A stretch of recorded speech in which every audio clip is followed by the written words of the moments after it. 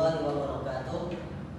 Alhamdulillah, segala puji syukur kehadirat Allah Subhanahu wa taala yang masih melimpahkan kepada kita semua nikmat kesehatan dan kesempatan sehingga kami dari kelompok 4 pada siang hari ini dapat menyelesaikan hasil laporan keuangan dari penjualan kami.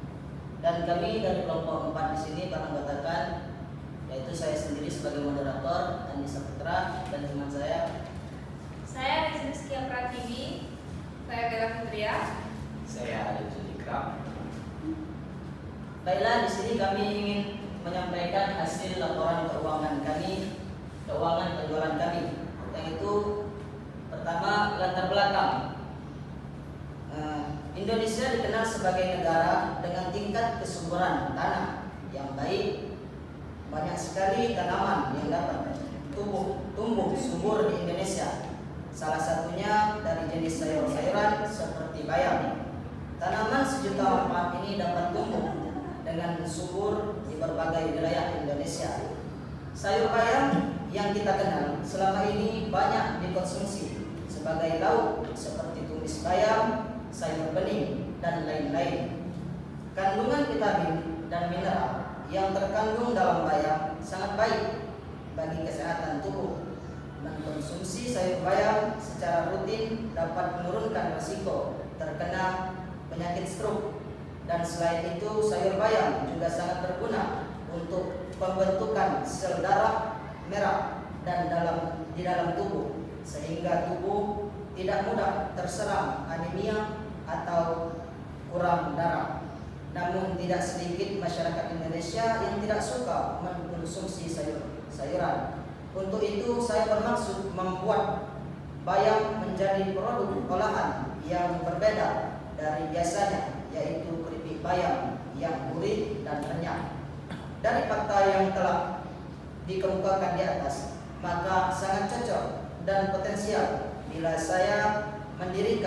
kami mendirikan usaha keripik bayam kami ini, di mana makanan ini merupakan makanan segar dan baik dikonsumsi sesuai dengan apa yang diinginkan oleh konsumen karena mengandung nilai-nilai gizi yang cukup baik.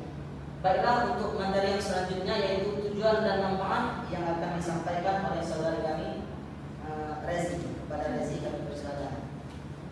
Baiklah, di sini saya akan melanjutkan materi yaitu tujuan dan manfaat.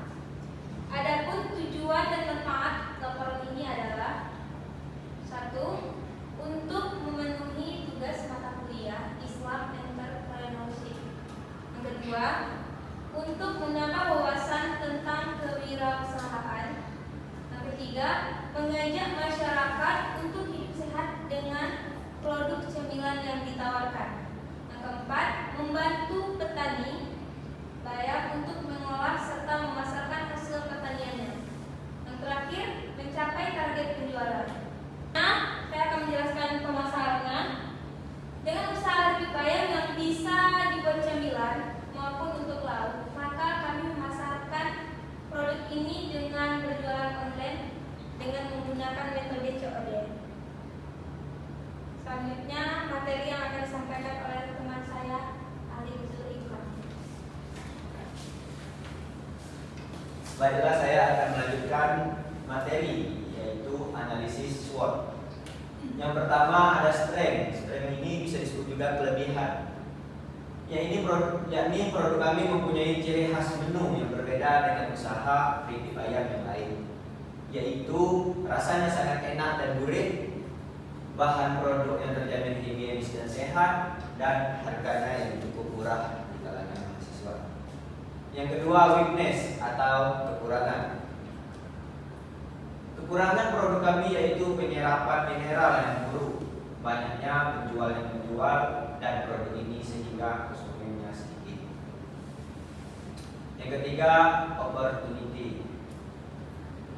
Bisa menjadi alternatif sebagai makanan pengganti cemilan, dan karena bisa dinikmati oleh semua usia dari yang muda sampai yang tua, pasar sasarannya mencakup semua kalangan masyarakat.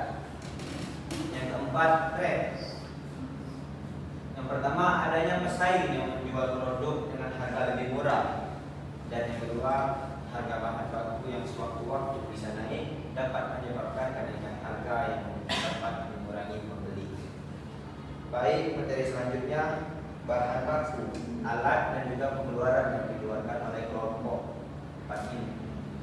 Yang pertama, alat. Di sini ada yang pertama yaitu tabung gas, yang kedua wajan, yang ketiga pisau, yang keempat kantong plastik, yang kelima stiker logo, yang keenam kulekan, yang ketujuh baskom, yang kedelapan kompor gas, yang kesembilan korek api. Dan ada pun juga bahan bakunya. Yang pertama bayam, yaitu 5 ikat seharga 15.000. Yang kedua tepung beras 2 kilo seharga 16.000. Yang ketiga tepung gaji 500 gram seharga 8.000. Yang keempat ketumbar seharga 2.000. Yang kelima kunyit bubuk seharga 4.000. Yang keenam kemiri seharga 2.000. Yang ketujuh garam halus seharga 2.000 juga. Yang kedelapan masako harga 2.000 juga. Yang kesembilan bawang putih seharga 5.000. Dan yang ke-10 minyak goreng 2 liter seharga 36.000. Dan yang terakhir plastik seharga 10.000. Baiklah, materi selanjutnya akan disampaikan oleh saudari Bella padanya. Baiklah, di sini kita bisa melihat daftar konsumen yang membeli produk kita. Kita di sini memproduksi sebanyak 30 pieces dengan harga satuan Rp7.000. Jadi jika dikalikan 7.000 dikali 30, jadi total hasil penjualan kita sebesar Rp210.000.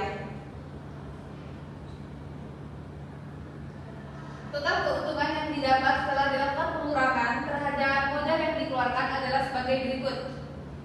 Hasil jual kita sebesar Rp210.000, biaya bahan baku atau modal Rp150.000. Jadi 210 dikurang 150 adalah sebesar Rp60.000, dan itulah keuntungan kita. Jadi total keuntungan kita selama berjualan dengan 3 kali produksi, kita memperoleh keuntungan sebesar Rp60.000. Terima kasih. Kami kembalikan ke moderator. Baik, mungkin itulah laporan penjualan kredit bayar kami dari kelompok 4. Mohon maaf apabila terdapat kesalahan baik itu dalam penyampaian ataupun perkataan. Sekian dan terima kasih. Wassalamualaikum warahmatullahi wabarakatuh.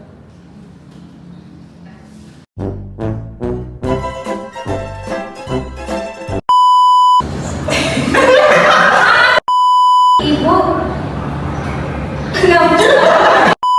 Baca.